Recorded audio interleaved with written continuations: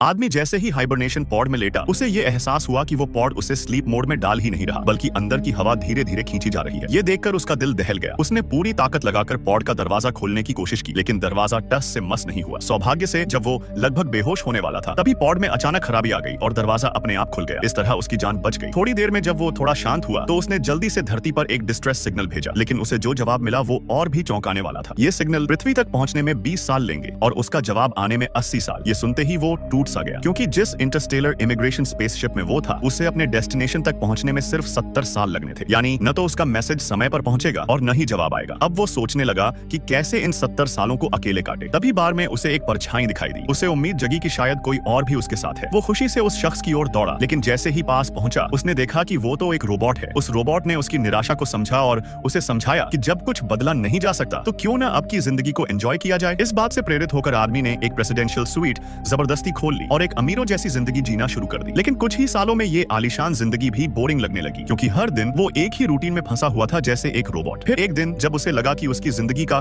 कोई मतलब ही नहीं बचा, तभी उसकी नजर एक हाइबरनेशन पॉड में सोई हुई औरत पर पड़ी और उसी समय उसके दिमाग में एक खतरनाक ख्याल आया। लेकिन उसे इस बात का जरा भी अंदाजा नहीं था कि इस औरत से मिलने के बाद उसकी जिंदगी में ऐसे ट्विस्ट्स आएंगे जो वो कभी सोच भी नहीं सकता था।